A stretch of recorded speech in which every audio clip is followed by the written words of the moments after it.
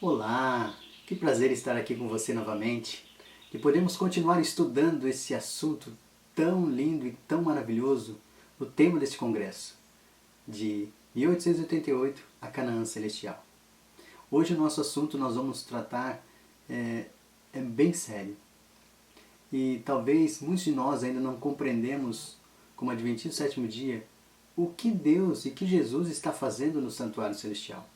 E qual é a nossa missão hoje, para que nós possamos compreender por que nós estamos perdendo tantos jovens, a igreja tem sido enfraquecida, por que escândalos, por que outros problemas sérios estão acontecendo no meio do nosso povo.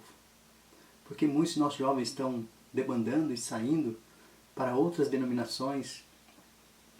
Que Deus nos abençoe no estudo dessa noite a compreender aquilo que Deus tem para nós nesse estudo. Um bom estudo a vocês.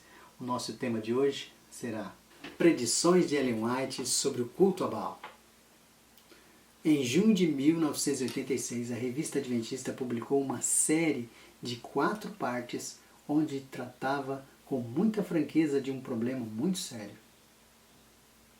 Um destes problemas era um elevado número de jovens criados em lares e escolas adventistas que estavam deixando a igreja, abandonando a igreja, por uma razão simples, e unindo-se a outras igrejas. A série tinha por título To Catch Star, que quer dizer para agarrar uma estrela. E nesses artigos eles deploravam o fato óbvio de que a maioria dos jovens, esses jovens adventistas, careciam de uma visão que motivava a juventude missionária, voluntária de gerações anteriores às deles. E quais eram as razões pelas quais eles estavam abandonando o adventismo? Eu vou enumerar alguma delas. Primeiro, uma religião sem emoção. Segundo, uma religião que não era suficientemente grande. Terceiro, uma religião sem relação com a vida. E essas eram as razões específicas às quais os nossos jovens entendiam e enxergavam o adventismo do tempo deles. Se a missão adventista do sétimo dia é aquela dos 3 anjos de Apocalipse 14, será que ela poderia ser verdade que ela não seja emocionante? Que ela não seja grande em relação e tenha relação com a vida? Não, irmãos, a menos que nós tenhamos entendido mal a realidade. Mas por alguma estranha razão tem assim parecido de muitos jovens nos dias de hoje. O verdadeiro dirigente da Igreja Adventista do sétimo dia não é a associação geral, nem muito menos o clero hierárquico ou o pastorado. É o próprio Cristo. E o mesmo Cristo é quem os pioneiros da década de 1840 vinham como começando o seu ministério no lugar santíssimo, lá no santuário celestial. Não será ele suficientemente emocionante, positivo, grande e relacionado com a vida para captar a devoção de todo o coração da juventude de nossos dias? Se a Igreja Adventista do sétimo dia se tornou tão entediante como a maioria dos nossos jovens pensam, a razão não pode ser que seu líder seja entediante. Segundo a perspectiva profética de Ellen White, o problema é que um falso Cristo usurpou o lugar do verdadeiro. Ela diz que o culto a Baal tem cativado muitos de nós tão seguramente quanto enganou o antigo povo de Deus nos dias de Elias e de Jeremias. O número proporcional pode até ser semelhante. Isso não significa que a igreja caiu como Babilônia, ou que ela tenha deixado de ser o supremo objeto do amorável cuidado do Senhor. Muitos hoje estão em nossa igreja e classificam como uma igreja caída. Nós não entendemos assim. Nem entendemos que isso seja, que a igreja adventista caiu. A plena verdade é que as boas novas do arrependimento e reforma, reconciliação com Cristo, tornam-se possíveis quando a realidade é reconhecida. tal como se deu nos dias de Elias e Israel, em seu tempo, ainda como nação escolhida do Senhor, e Judá igualmente no tempo de Jeremias, segundo a profecia bíblica, a Igreja Adventista do Sétimo Dia é ainda hoje a portadora da mensagem de Apocalipse 14. A verdade é que necessitamos urgentemente e simplesmente do genuíno arrependimento e reforma tão necessários. E então, esta igreja irá proclamar o Evangelho eterno ao mundo todo, e vai iluminar a terra com a sua glória. E esta experiência espiritual é possível. Este mesmo artigo da Review, da Revista Adventista de 1986, declara que, se isso não for verdade, devemos simplesmente nos espremer dentro de outra denominação, ao lado dos batistas, dos presbiterianos, dos luteranos, dos episcopais, dos católicos, que com outras igrejas que estão acolhendo crescentes números de jovens adventistas que estão abandonando o adventismo. Esses jovens, anteriormente adventistas, veem a distinção denominacional com menor importância que a crença geral num ser supremo.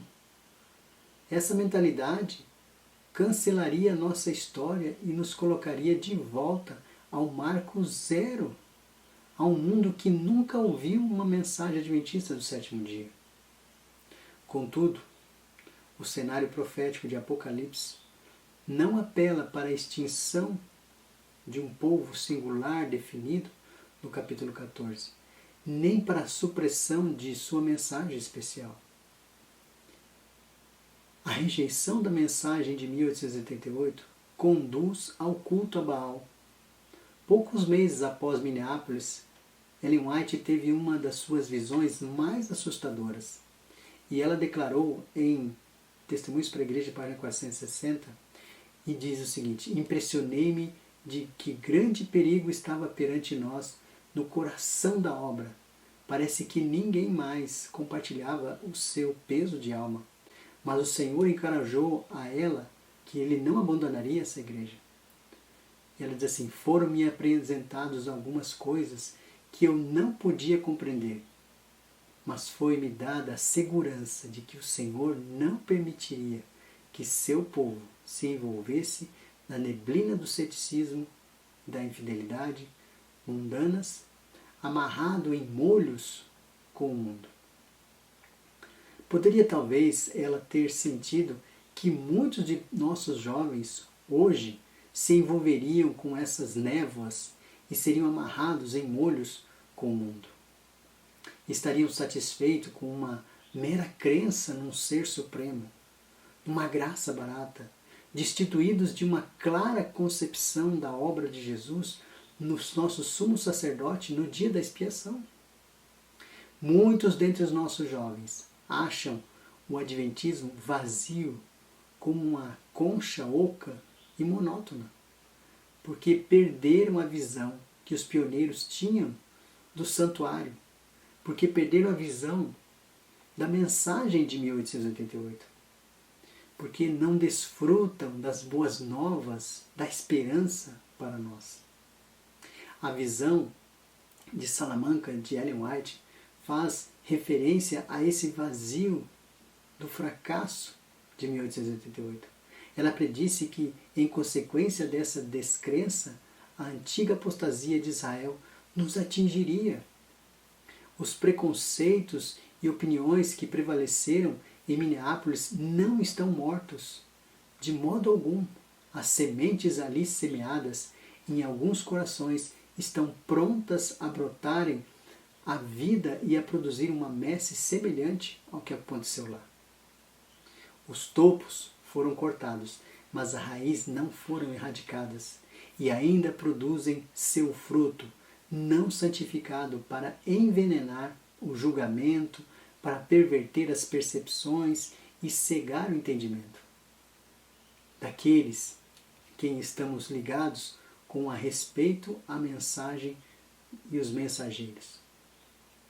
A infidelidade tem conquistado terreno em nossas fileiras, pois é moda apartar-se de Cristo e dar lugar ao ceticismo.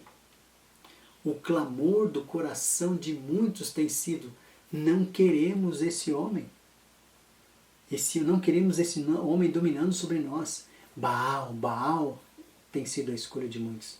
A religião de muitos entre nós será uma religião do Israel apóstata, porque amam o seu próprio caminho e se esquecem do caminho do Senhor. A verdadeira religião, a única religião bíblica que se ensina o perdão somente mediante os méritos de um Salvador crucificado e ressurreto, que advoga a justificação pela fé no Filho de Deus, tem sido diminuída e criticada e muitas vezes ridicularizada e rejeitada. Que tipo de futuro apresentaria-se diante de nós se falharmos em chegar à unidade da fé? Está em Testemunhos para a Igreja. Podemos responder a essa pergunta de modo bem simples, com o tipo de futuro que nós estamos vivendo hoje. A experiência pós-1888 traumatizou Ellen White, pois ela viu quase com horror como Satanás poderosamente tentaria destruir a singularidade da missão deste povo, nós como povo. Vários anos depois ela disse: tudo seguiria em frente em meio à aparente prosperidade, mas Satanás está bem desperto, está estudando e se aconselhando com seus anjos malignos sobre outro modo de ataque onde ele possa ter êxito. O grande conflito se fará mais e mais forte e se tornará mais e mais determinado. Mente será disposta contra mente, planos contra planos, princípios de origem celestial contra princípios satânicos. A verdade, em suas variadas fases, estará em conflito com o erro, com suas formas sempre mutantes e crescentes, as quais, se possível, enganarão até os próprios escolhidos. Ministros não santificados estão se unindo contra Deus. Estão louvando a Cristo e ao Deus deste mundo no mesmo fôlego. Enquanto professamente recebem a Cristo, eles abraçam Barrabás por suas ações e declaram: não este homem, mas queremos Barrabás. Deixemos que o filho do engano e o falso testemunho seja acolhido por uma igreja que tenha tido grande luz, grande evidência, e essa igreja descartará a mensagem que o Senhor enviou e receberá as mais irrazoáveis asserções e falsas suposições e teorias. Muitos postarão em seus púlpitos com uma tocha falsa da profecia nas mãos, acesas pela tocha infernal de Satanás. O conflito deve se tornar-se mais e mais ferrenho. Satanás avançará a campo e personificará a Cristo. Ele representará mal e aplicará mal e perverterá tudo o que possa para enganar. Testemunhos para a Igreja, página 407 a 411. Queridos irmãos, veja que Satanás vai personificar Cristo. Agora, o que é o culto a Baal? São essas predições do culto a Baal uma séria preocupação para nós hoje? Ou foi um problema apenas temporário confiado a Battle Creek no século XIX? Nossa reação natural a essa inspirada predição é dizer que é impossível, é inacreditável. Podemos ser miseráveis e tudo mais, contudo, não estamos espiritualmente pobres assim, né?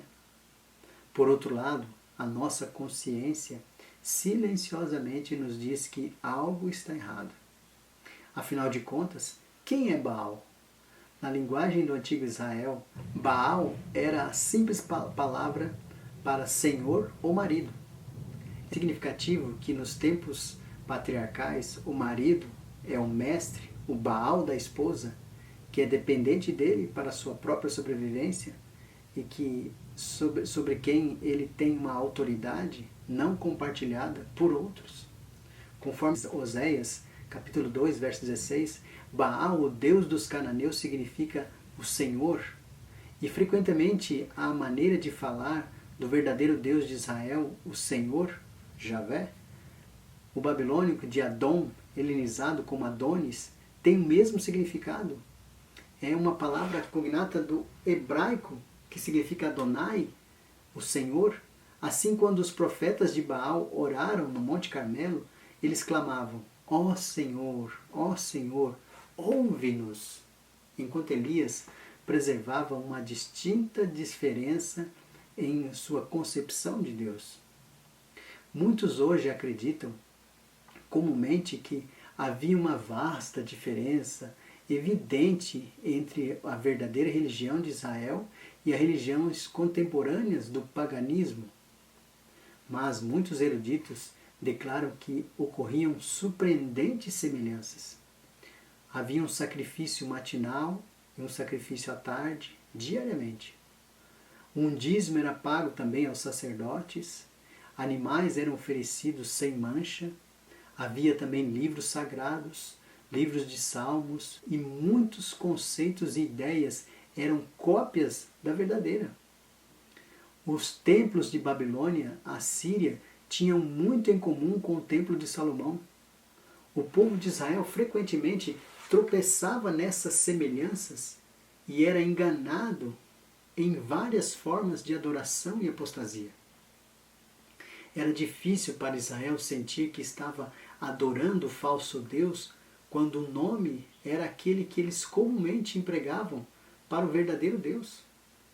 A linguagem e a terminologia eram bem semelhantes, mas somente um profeta inspirado e aqueles que nele criam podiam discernir como os motivos e concepções eram bem diferentes. A predição de Ellen White suscita a assustadora possibilidade de que uma apostasia tão séria como aquela tem mansamente penetrado na igreja moderna enquanto nós estamos dormindo. Se for verdade, a situação é assustadora, mas não é desesperadora. O arrependimento foi possível no tempo de Elias e é possível a nós em nossos dias.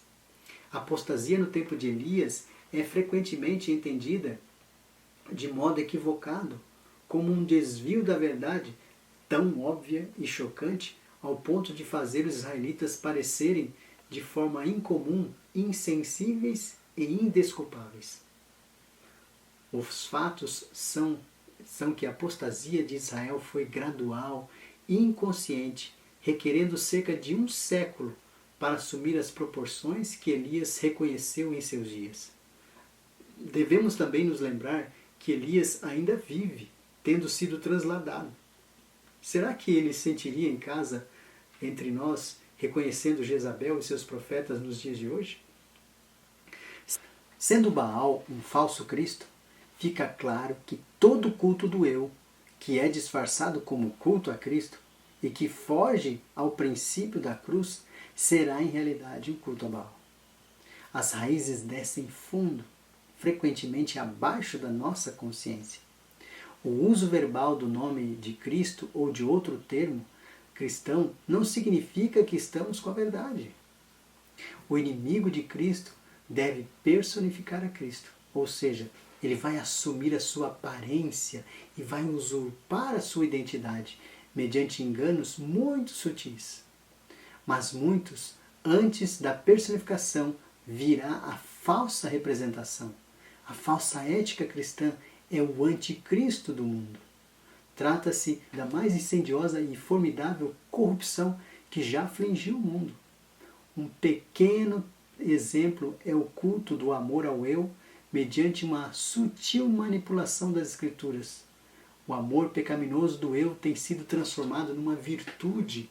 Durante os últimos anos tem sido ensinado como todo empenho, como um suposto dever do cristão. A ordem divina para amar o nosso semelhante como nós amamos a nós mesmos, ela é distorcida. E muitos têm amado mais o seu eu do que a Cristo. Mas o amor do tipo eu primeiro é oposto à devoção a Cristo e sua obra. É compreensível, que o inimigo promova o culto do eu como se fosse o culto e o ensino de Cristo. O que é difícil entender é por que nós, adventistas do sétimo dia, devemos promover esse tipo de culto. Indubitavelmente, a ignorância ou a desconsideração com as declarações de Ellen White sobre esse tipo de culto a Baal. E essa desconsideração para essas declarações que tem tornado possível que a filosofia da nova era seja tolerada em nosso meio. Mas o fundamental em toda a nossa confusão moderna é o erro de admitir um falso Cristo pelo verdadeiro e em consequência da nossa tragédia de 1888. Estamos todos familiarizados com a descrição do estágio final da personificação de Satanás, quando ele vai imitar o advento de Cristo. Como o ato culminante do grande drama do engano, o próprio Satanás vai personificar a Cristo como um ser majestoso, de brilho ofuscante, jamais superado por qualquer coisa ou olhos mortais já tenham contemplado. A exclamação de triunfo vai soar pelo ar: Cristo veio, Cristo veio. As pessoas se prostram em adoração perante Ele, enquanto Ele ergue as mãos e pronuncia uma bênção sobre eles. Sua voz é mansa e suave, contudo plena de melodia. Esse é um tremendo engano, quase insuportável. Grande Conflito, página 624. A visão de Salamanca de 1890 desfaz o mistério em consequência de nossa incompreensão de 1888 quanto ao verdadeiro Cristo. Esse falso Cristo encontrará um meio de introduzir-se mediante a representação por falsas doutrinas, por errôneos conceitos, e antes de dar o passo final da personificação física, ele vai apresentar-nos como um falso Cristo. E é assim que as palavras de Ellen White podem ser cumpridas. A religião de muitos entre nós será a religião do Israel apóstata. Ou seja, o culto a Baal. Onde quer que se torne o verdadeiro objeto de devoção enquanto professamos servir a Cristo, isso é um culto a Baal. Onde quer que o nosso eu se prostre, onde nós vamos estar ali cultuando, achando que estamos cultuando a Deus, quando o nosso eu ainda está vivo, isso representa um culto a Baal. Onde quer que a busca por promoção, por prestígio, por poder sejam as verdadeiras motivações do ministério, ali teremos profetas de Baal.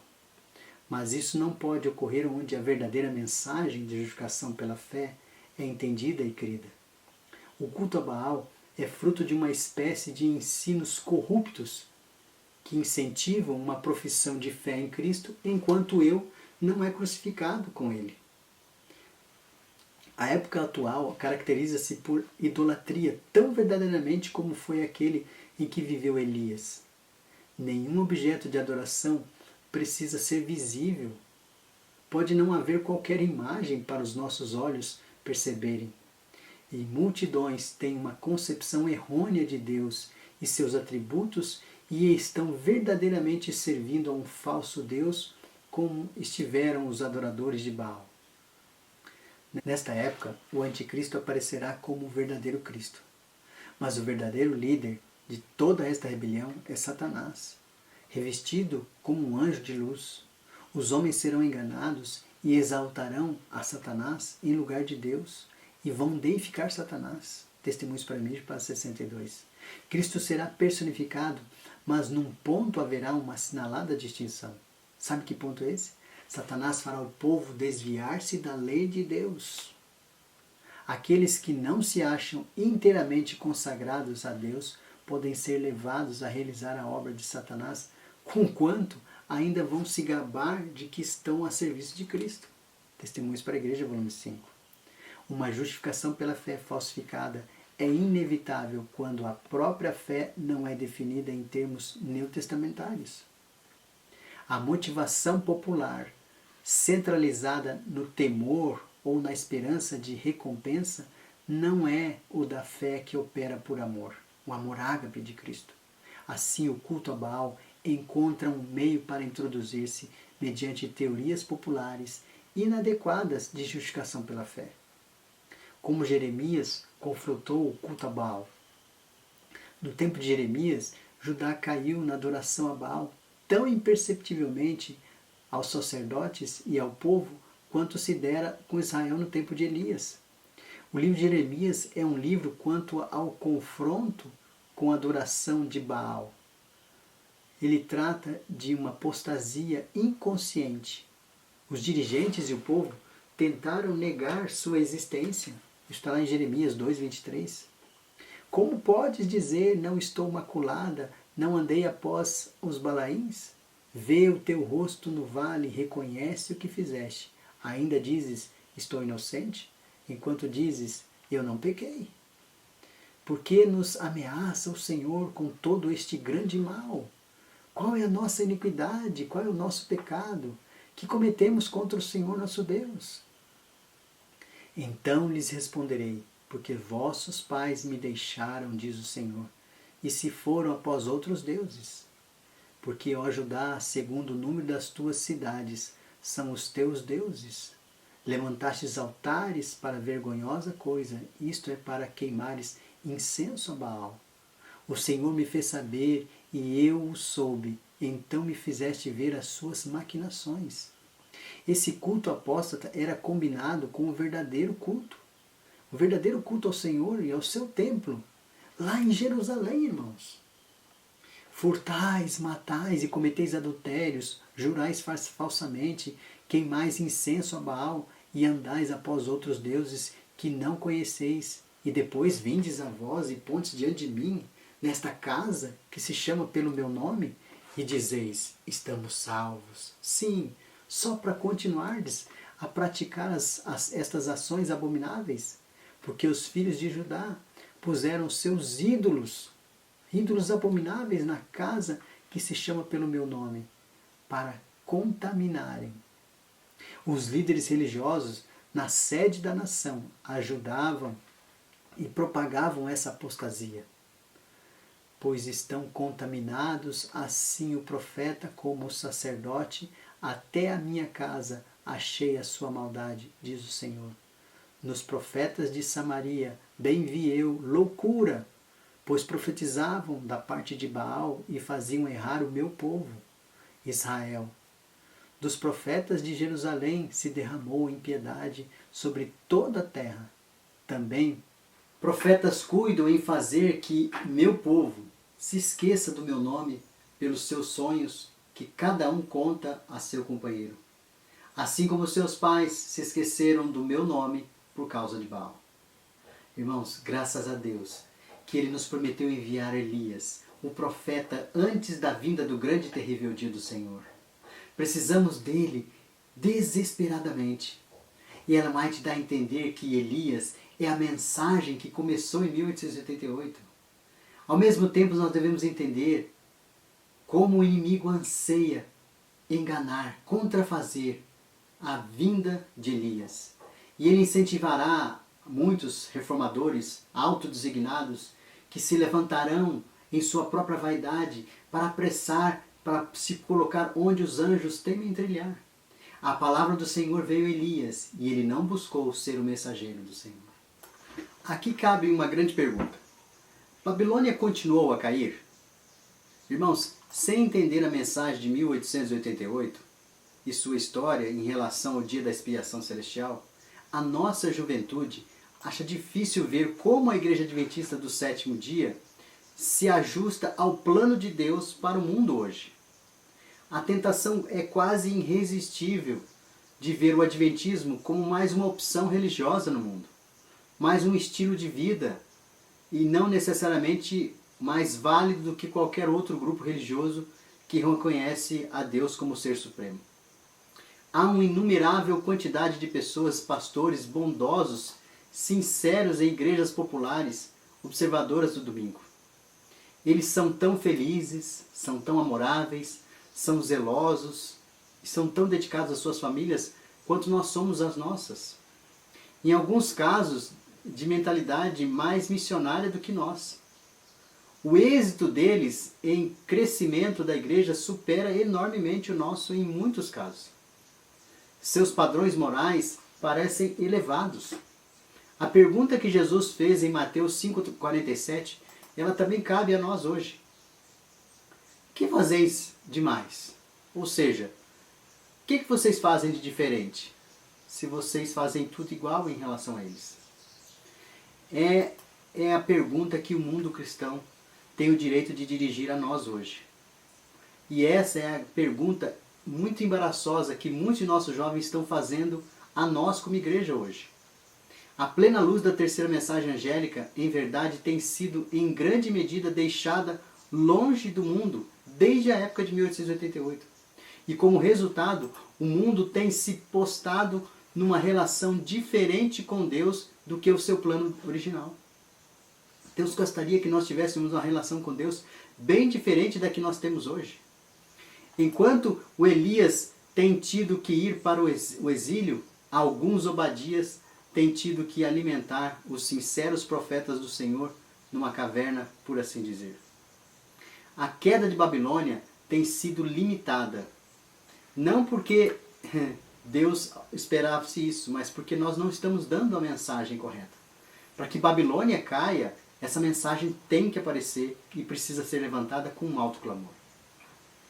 Ela ainda não se tornou o que será quando o alto clamor for proclamado.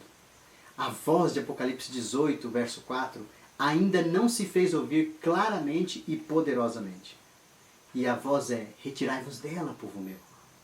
Nosso Senhor nos diz claramente qual é o problema. Ele ainda não pode trabalhar sua igreja remanescente tão poderosamente quanto gostaria. A expressão grega que nosso Senhor emprega significa que tornamos eles tão nauseado que ele sente-se a ponto de vomitar. Apocalipse 3:16. Agora uma pergunta. Não seria demais declarar que as pessoas sinceras que estão próximas de Jesus também se sentissem como ele? Pelo culto a Baal centralizado no seu eu, onde prevalece hoje no templo do Senhor? Ou seja, será que as pessoas que hoje estão andando tão próximas de Cristo, entenderam a mensagem, será que elas também não estão sentindo a mesma situação que Jesus se sente? Nauseados, né?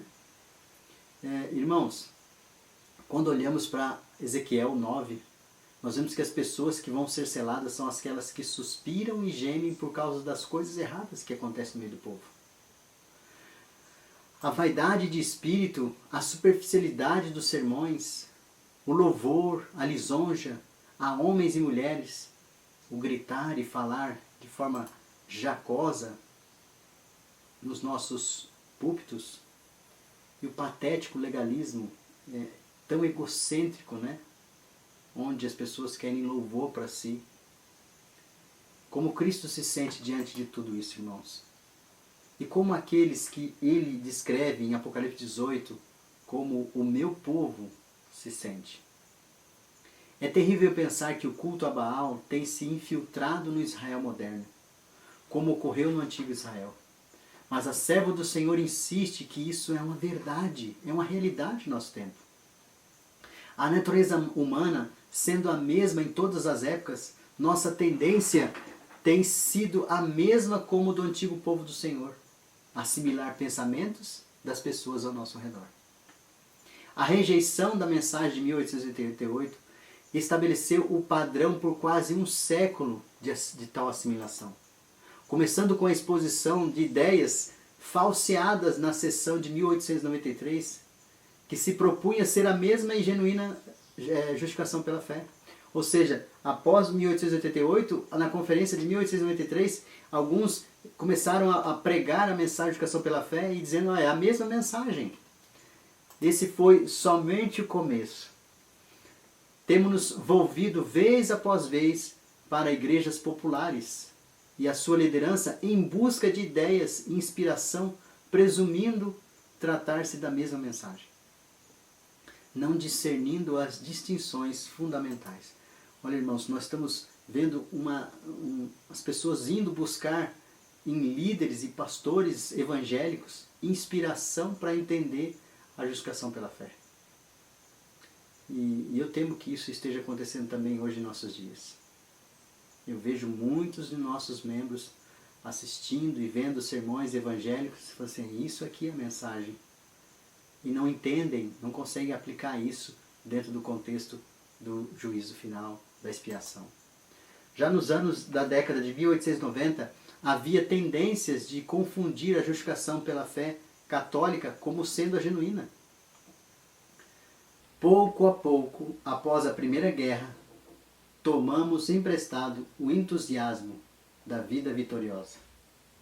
O The Sunday School Times, ou a escola, Tempos da Escola Dominical, o livro de Leroy Froom, Movimento do Destino, ou Movimento Predestinado, até se gaba de que a mensagem de 88 era essencialmente a mesma que uma vasta parcela dos precadores evangélicos já ensinavam.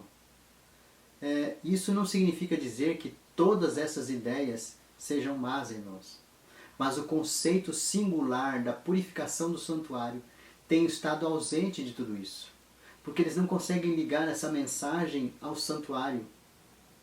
E esse vácuo tem propiciado que o culto a Baal invada o nosso arraial. A mensagem de 1888 e o dia da expiação, conquanto a queda de Babilônia não esteja ainda completa, os estágios iniciais tiveram seu lugar. Algo essencial está decididamente faltando nas doutrinas e experiência das igrejas que não entendem o ensino escriturístico do dia antítico da expiação. É por isso que eu sempre digo que nós temos que sempre estudar, aplicar, nós podemos pregar usando todas as histórias da Bíblia, mas desde que nós façamos uma aplicação num contexto de juízo. Eu posso contar a história de Esther e fazer uma aplicação no contexto de juízo. Eu posso contar a história de Jeremias fazendo aplicação num contexto de juízo, do dia da expiação, para o nosso tempo. Eu posso contar a história dos que vieram no passado fazendo aplicação num contexto de juízo. Porque é isso que nós estamos vivendo hoje. Porque se nós fizermos uma aplicação somente evangélica, tirar lições, nós vamos ficar na mesmice, no que todos fazem. Nós somos chamados para fazer uma aplicação no tempo do juízo investigativo, no dia da expiação.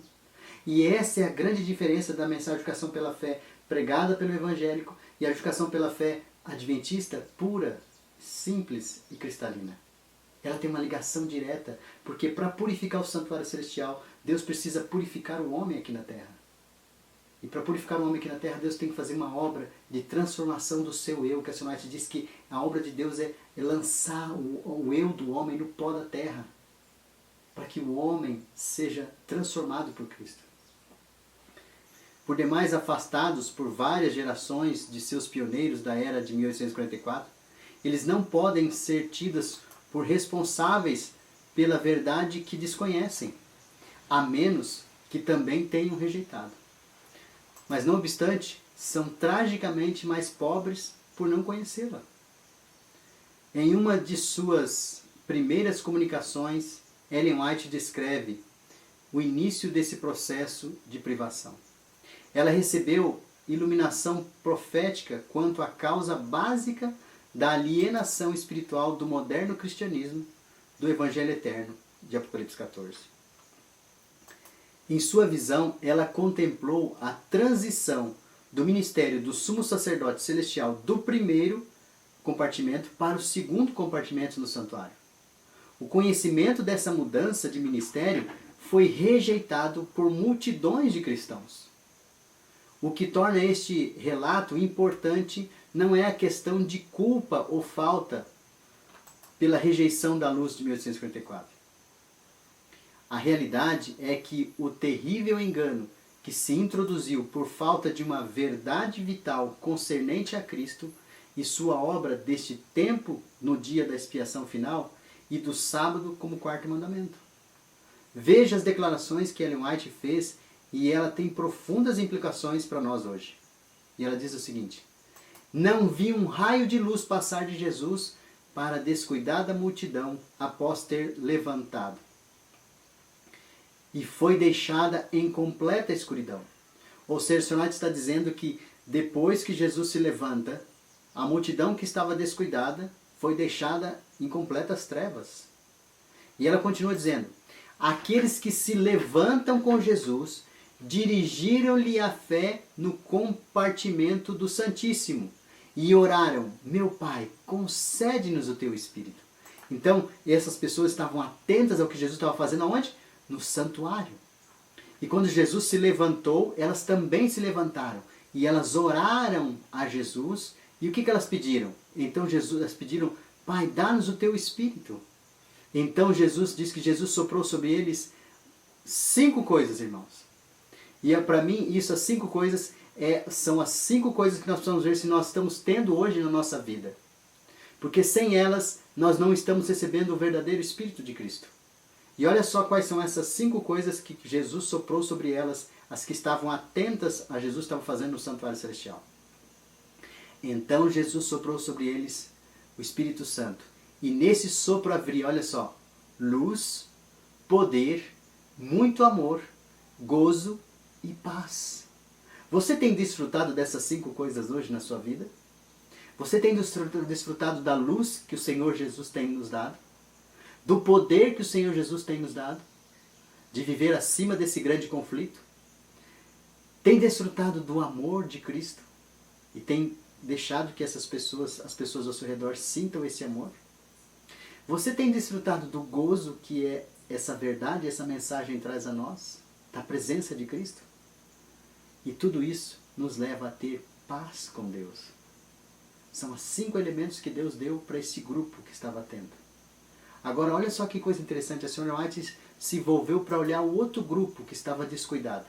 E ela disse assim: volvei-me para olhar o outro grupo que ainda estava inclinado, ou seja, estavam ainda ajoelhados, perante o trono, no primeiro compartimento, e não sabiam que Jesus os havia deixado.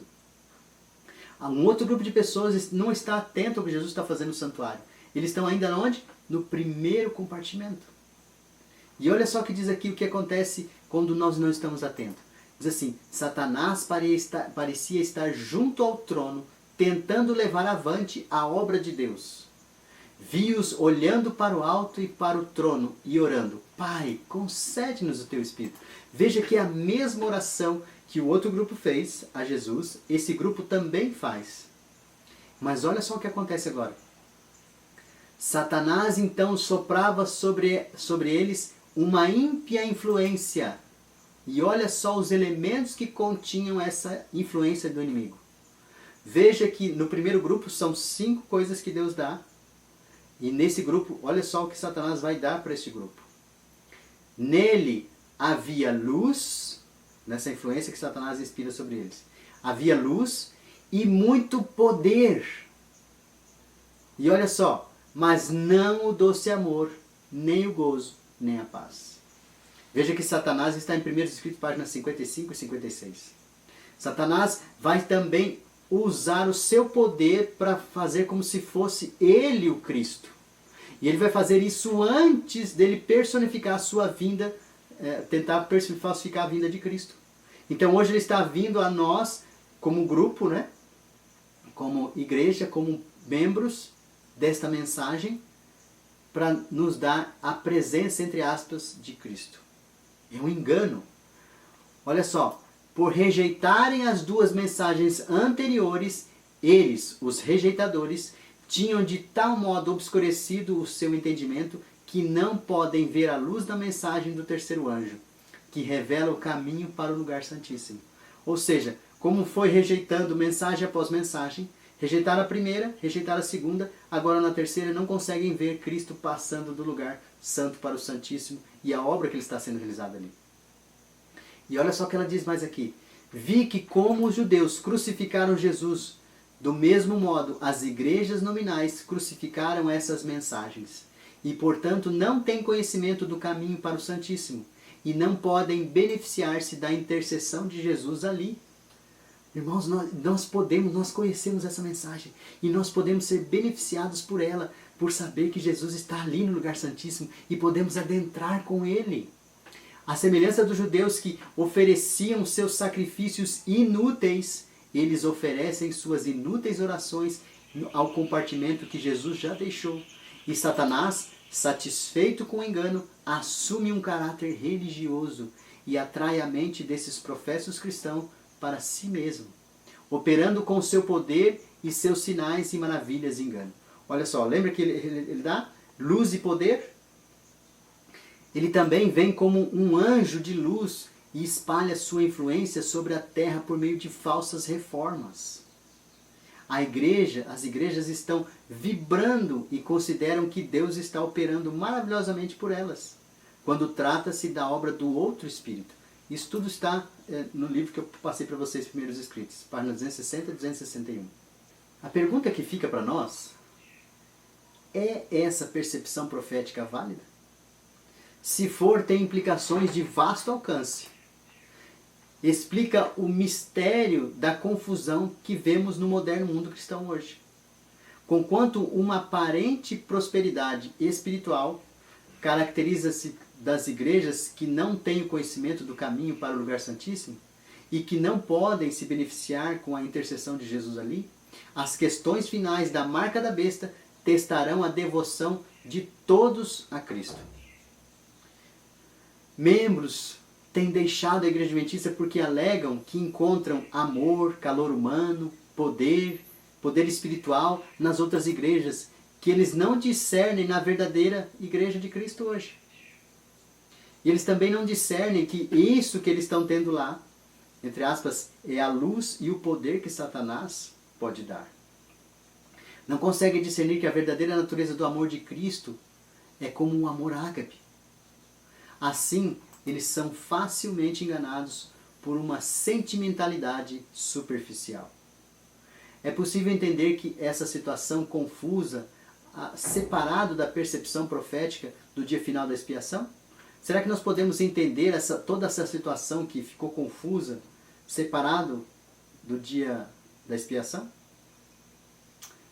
Pode a nossa própria impotência espiritual ser identificada com a perda de contato com esse sumo sacerdote especial e único que adentrou o ministério do segundo compartimento ao final da profecia das 2.300 anos? Será que é possível nós fazermos isso? Irmãos, a obra de Cristo, a sua obra final é emocionante. Ela é positiva, ela é grandiosa e está relacionada com a vida. Temos também perdido um entendimento prático de sua obra, de modo que a nossa missão parece ser uma consequência árida. Analisemos essas declarações que a Sr. White fez em Primeiros Escritos. Olha só, uma geração específica de cristãos na era de 1844 rejeitou a proclamação endossada pelo Espírito da primeira e segunda mensagens. E muitos mileritas rejeitaram a terceira mensagem angélica. A esmagadora maioria dos cristãos e seus ministros hoje nada entendem disso.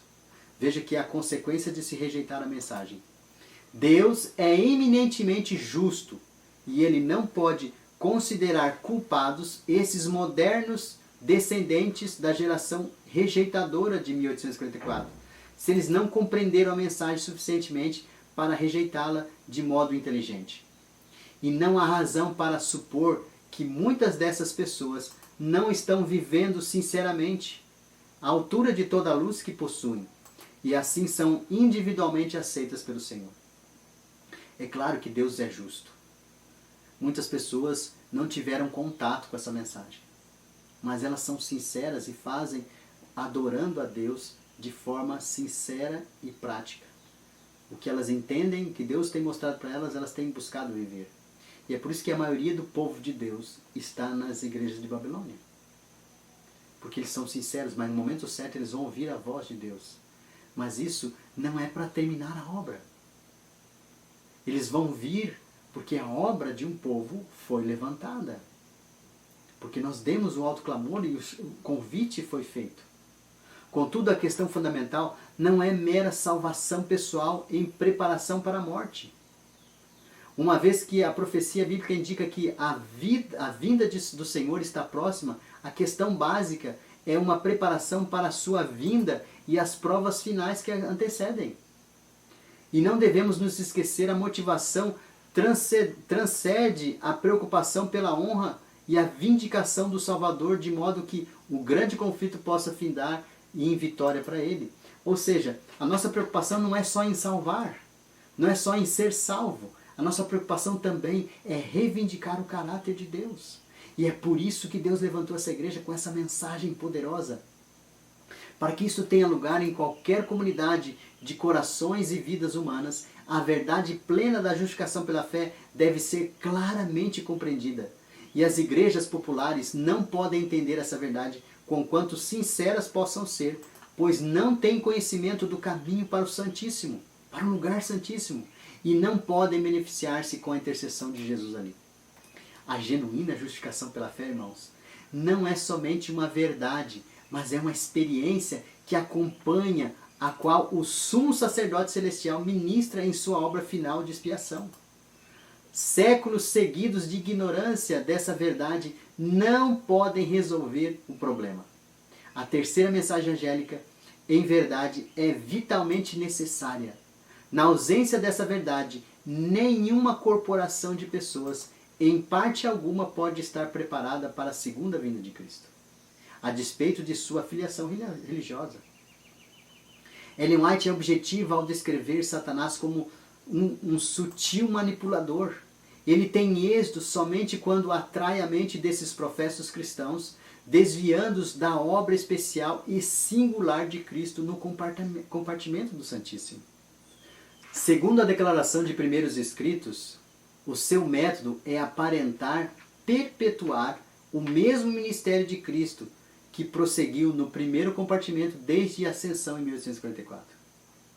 É intento do inimigo obscurecer o conhecimento da mudança nesse ministério. O ministério do sumo sacerdote deve mudar porque ele não pode ministrar para sempre o seu sangue em substituição para cobrir e perpetuar a pecaminosidade de seu povo. Ele precisa realizar algo no dia da expiação que nunca foi realizado anteriormente. Ele precisa ter um povo que vença, assim como ele venceu. Um povo que condenou o pecado na carne, mediante a sua fé. Satanás precisa eliminar essa verdade e obscurecer, se possível. Satanás não tem interesse que essa verdade chegue até nós, irmãos. Assim o enganador atrai as mentes para si mesmo, desviando o seu interesse da obra singular que o verdadeiro sumo sacerdote deve realizar. Se os fabricantes do terceiro mundo podem imitar relógios suíços, de modo a enganar os compradores sofisticados, é difícil crer que Satanás tem neste tempo polido uma imitação altamente bem-sucedida de Cristo e da verdadeira mensagem do Evangelho? Será que isso não pode ser possível? Ela inclui luz e muito poder, mas não o doce amor, o amor ágape, nem gozo nem paz. Ele tem estudado diligentemente a obra do verdadeiro Espírito Santo e inventado uma extraordinária imitação que enganará, se possível, os próprios eleitos. Tem sua justificação pela fé falsificada, quase aperfeiçoada pelo engano. Logicamente, irmãos, falta uma compreensão da obra de Cristo no lugar santíssimo. Aquele ingrediente vital do ágape, que somente pode purificar os corações humanos de todo temor e motivação egocêntrica que perpetua o pecado. Se Ellen White estiver correta, multidões de sinceros cristãos amoráveis sucumbirão ante a terrível pressão de restaurar a intolerância religiosa da Idade Média e impor a marca da besta. Várias formas de terrorismo podem facilmente forçar isso para uma nação, um mundo e igrejas dadas ao materialismo, sensualidade, espiritismo. Ellen White desmascara o horrível espectro de um falso Cristo espalhando sua influência sobre a terra por meio de falsas reformas, a obra de um outro espírito. Isso também está em Primeiros Escritos, página 261. Há trigo e joio crescendo junto em Babilônia, irmãos, como há dentro da igreja que professa levar a terceira mensagem angélica. Mas o impasse de um século precisa ser resolvido. A raça humana está num processo de desintegração moral e espiritual. E defrontamos agora com problemas de suicídio global devido ao abuso de drogas, embriaguez, infidelidade, despedaçamento de lares, violência, polarização de ricos e pobres, terrorismo e a sombra do desastre nuclear, sempre pairando sobre o horizonte. O grande conflito entre Cristo e Satanás provavelmente parecerá resolver-se numa competição para ver o que pode preservar a vida neste planeta. A besta fará com que pareça que é o salvador do mundo. Assim, a sua marca será por fim promovida como o único meio de impedir a destruição da raça humana.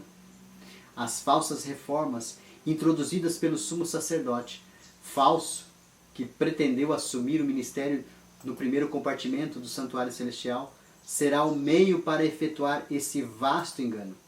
Assim, há verdades inerentes à mensagem de 1888 da justiça de Cristo que não são compreendidas por qualquer segmento cristão que não entendam o ministério dos dois compartimentos do sumo sacerdote celestial. O evangelho proclamado pelo poder da ponta pequena virtualmente justifica o pecado e, portanto, logicamente sustenta a rebelião de Satanás.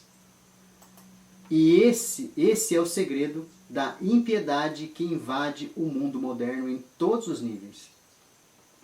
Todas as igrejas, por toda parte, desesperadamente precisam ter o evangelho das três mensagens angélicas. Em verdade, efetivamente a elas comunicado.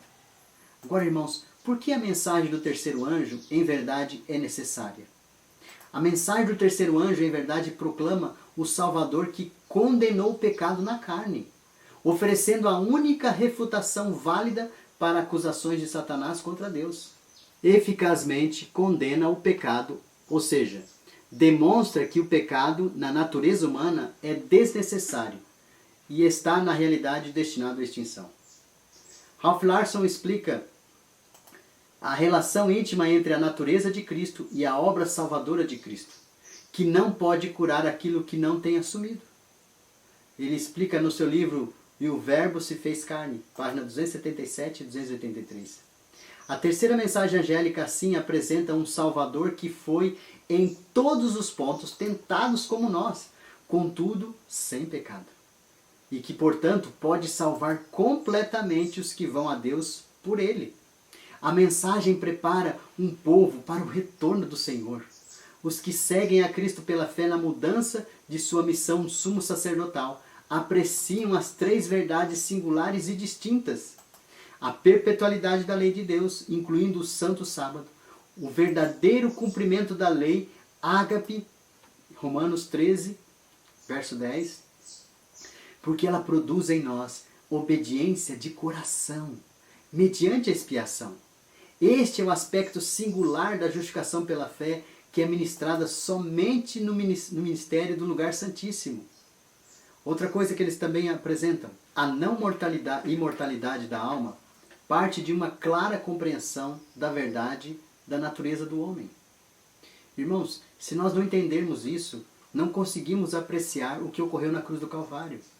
Assim, a verdadeira motivação para a vida santa é enfraquecida e a justificação pela fé é anulada. Porque se nós acreditarmos que nossa alma ela continua depois da morte, para que justificação antes? Se a gente vai se aperfeiçoar depois, né? Então, a purificação do santuário celestial e o ministério final do dia da expiação, isso assegura a derradeira demonstração de justificação pela fé nos corações e vida daqueles que creem na verdade.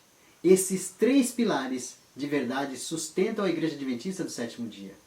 Elas abrangem uma mensagem completa que pode preparar o povo para o retorno de Cristo. Tão certamente quanto a noite se segue ao dia, a confiança dos pioneiros no iminente retorno de Cristo, em consequência da rejeição da mensagem, se esvai. E aí perdemos a visão deles de ver Jesus voltar em breve. Mas como o culto a Baal nos rouba a nossa mensagem distintiva? Não há verdade que Satanás tenha buscado mais intensamente contrafazer do que o amor apresentado por Cristo no Novo Testamento. Os corações humanos, por toda parte, anseiam por ele. Mas por se multiplicar a iniquidade, o amor se esfriará de quase todos. Mateus 24, verso 12. É esse amor genuíno que Ellen White viu ser ministrado somente por Cristo em sua obra final de expiação. Um amor falsificado é ministrado por um Espírito Santo falso, que é a essência do espiritualismo. Eis o que está ocorrendo diante dos nossos olhos, e ela descreve desta forma. Antes eu gostaria de deixar bem claro que quando eu digo aqui o Espírito Santo falso, eu não estou dizendo que não creio no Espírito Santo, tá ok? Que todos entendam que cremos que a divindade, Pai, Filho e Espírito Santo, atuam no mundo para a salvação do homem. Então vamos continuar. E Ellen White descreve assim: vi a rapidez com que esse engano, o espiritualismo, estava se espalhando. Um trem de vagões foi me mostrado, indo com a velocidade de um relâmpago. E o anjo instruiu meu olhar com atenção, e então fixei os olhos no trem. Parecia que o mundo inteiro estava a bordo desse trem, e que não podia ninguém ser deixado de fora. Disse ao anjo: eles estão se juntando em molhos, prontos para serem queimados. Então ele me mostrou o condutor do trem, que parecia uma pessoa garbosa, bela e quem todos os passageiros consideravam com alta conta de respeito. Fiquei perplexa e perguntei ao meu anjo assistente quem era ele. Interessante essa parte da visão, né? Por que Ellen White teve que fazer essa pergunta se ela tão fácil podia reconhecer quem é Satanás? E o anjo disse a ela: é Satanás. Ele é o condutor na forma de um anjo de luz. Primeiros Escritos, página 88. Nesta época, o anticristo aparecerá como o verdadeiro Cristo. Testemunhos para Ministros, página 62. Na carta 102 ela diz assim: ele pretenderá personificar os anjos de luz e personificar a Jesus Cristo. O inimigo, irmãos, não teria poder algum para enfraquecer a Igreja Adventista do sétimo dia, a menos que nós tivéssemos, de algum modo, aberto a porta para ele introduzir-se. Porque quando Satanás tem um genuíno canal de luz, há sempre contrafações em quantidade. Satanás seguramente entrará por a qualquer porta que lhe for aberta. Carta 102, de 1894. Foi um milagre que um povo especial viesse à existência durante o último século, apegando-se àquelas três pilares distintivos de verdades incorporadas na mensagem dos três anjos. De modo algum, a obra deles poderia ter sido retardada ou prejudicada segundo o plano de Deus. Mas devido à descrença de 1888, a mensageira do Senhor, em 1889, predisse uma terrível queda da verdade e da pureza. E ela diz assim: a menos que o poder divino seja trazido à experiência do povo de Deus, falsas teorias, ideias errôneas levarão as mentes cativas. Cristo e sua justiça serão eliminados da experiência de muitos e sua fé será sem poder ouvida. Review Herald, 3 de setembro de 1889.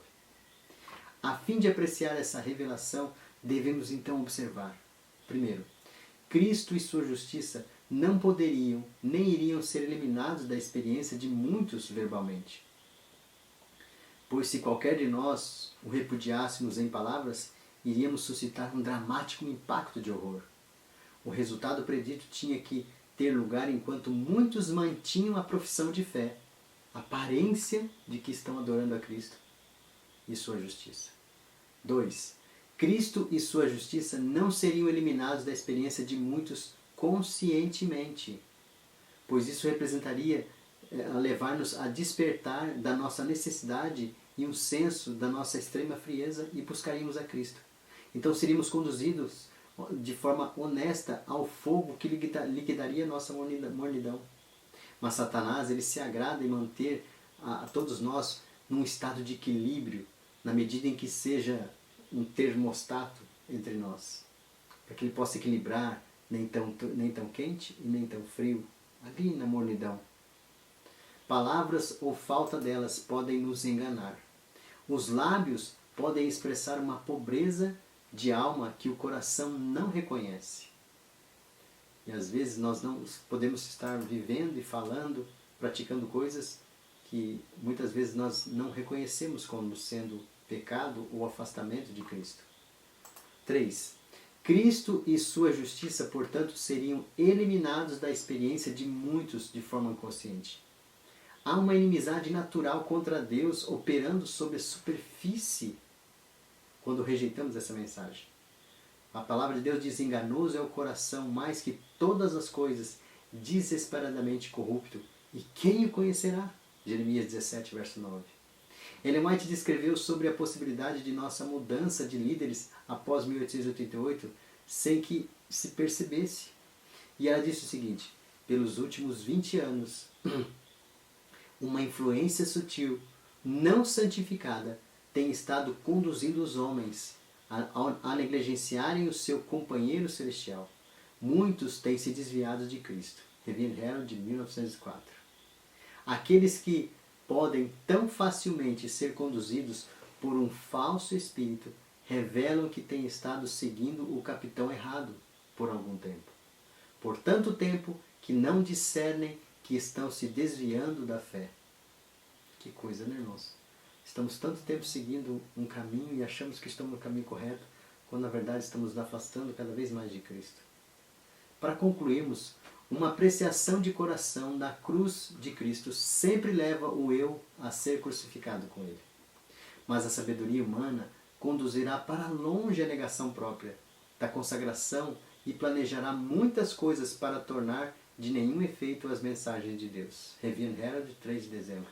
Ou seja, nós iremos maquinar, a sabedoria humana vai conduzir para bem longe, se eu tiver que negar, fizer a negação própria, se eu tiver que me consagrar, se eu tiver que me abdicar das minhas ideias, dos meus pensamentos, meus sonhos, para fazer a vontade de Cristo.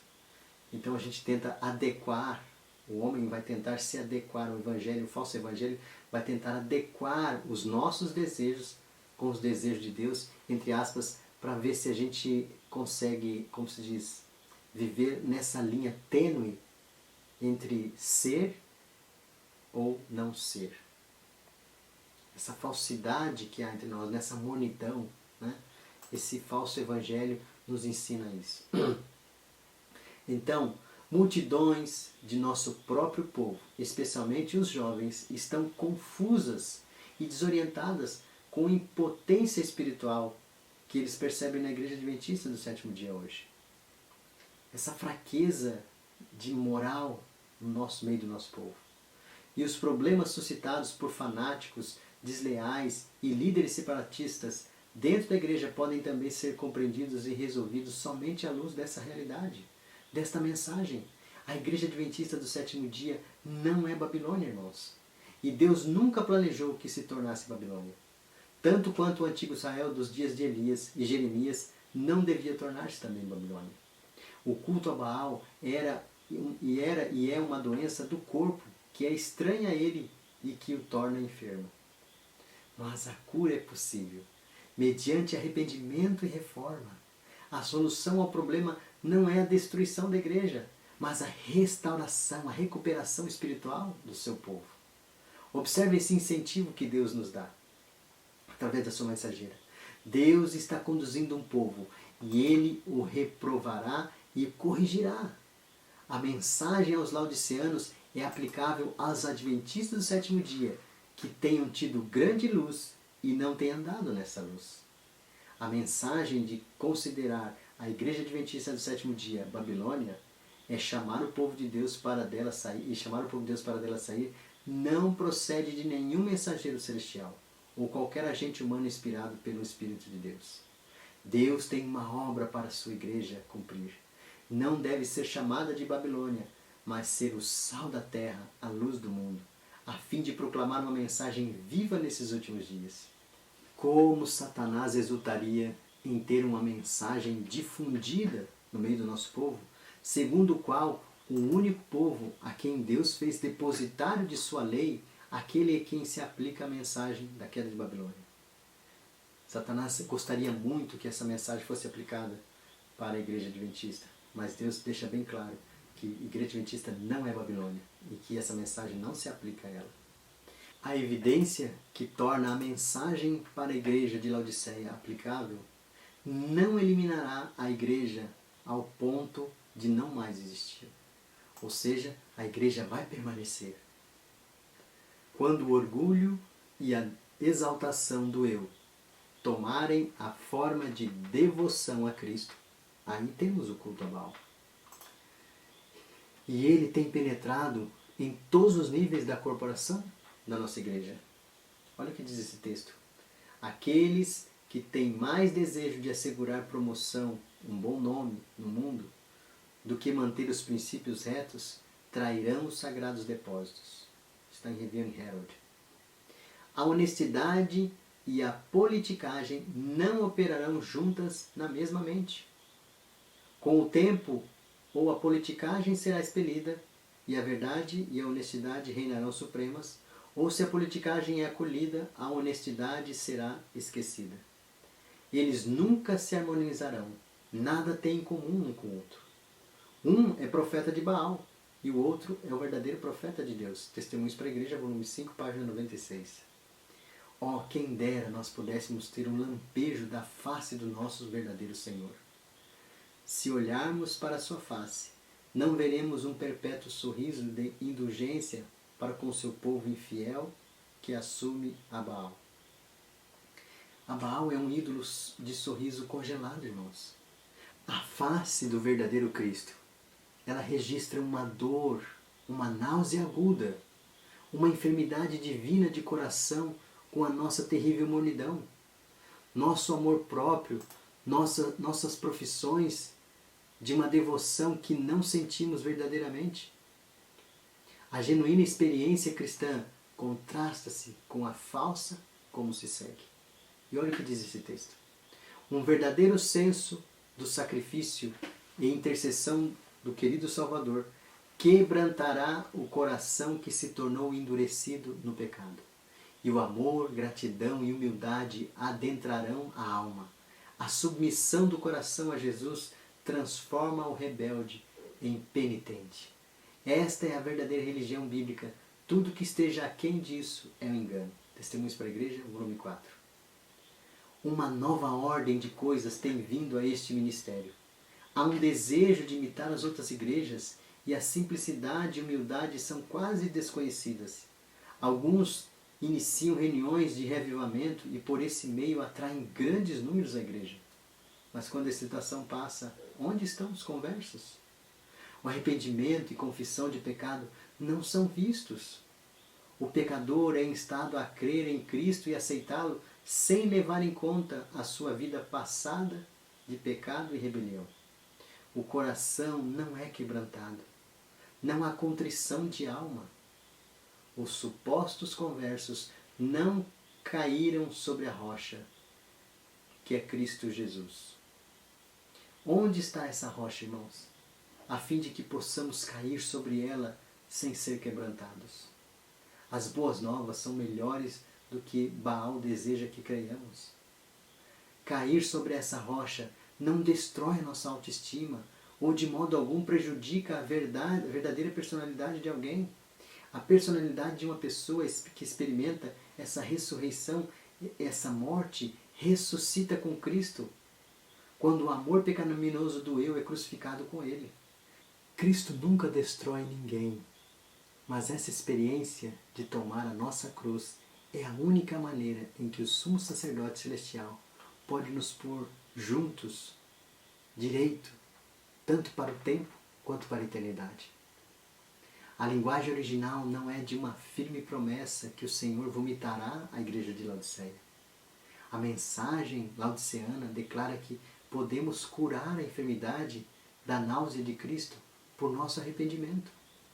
A palavra Laodiceia não é um termo negativo. Significa julgando ou vindicando o povo.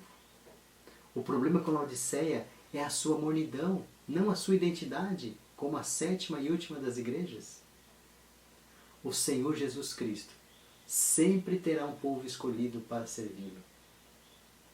Quando o povo judeu rejeitou a Cristo, o príncipe da vida, ele retirou deles o reino de Deus e transferiu para os gentios. Deus continuará a trabalhar desse modo com todo o ramo de sua obra. Quando uma igreja se demonstra infiel à obra do Senhor, seja qual for a sua posição, embora elevado e sagrado o seu chamado, o Senhor não pode mais agir com ela. Outros, então, são escolhidos para levar importantes responsabilidades. Mas se estes, por sua vez, não purificarem suas vidas de toda ação errada, se não estabelecerem princípios santos e puros em todos os seus limites, então o Senhor os afligirá e humilhará dolorosamente. E, a não ser que se arrependam, os removerá do seu lugar e os fará opróbrio. Quero agora brevemente fazer um apelo para você. Para que você busque a Cristo. Não o Cristo que Satanás tem apresentado a nós como povo. Onde o eu prevalece, onde as nossas vontades prevalecem. Mas que você busque o humilde Cristo. Aquele que morreu por nós, se tornou um de nós e nos deu exemplo de uma vida. Para que nós possamos segui-lo passo a passo. Para que nós possamos colocar o nosso eu no pó da terra. Para que possamos ser purificados e santificados por Ele. Que Deus abençoe você. Que Deus abençoe a sua família. Que você entenda que esta igreja, a Igreja de Cristo, tem uma mensagem poderosa, distintiva, onde apresenta a verdadeira justificação pela fé, onde nos apresenta um Cristo que esteve entre nós, viveu entre nós e nos deu um exemplo de uma vida a ser seguida, para que possamos apresentar a este Cristo os nossos pecados, serem perdoados e entrar com Ele no lugar santíssimo. Que Deus abençoe você e até o próximo encontro.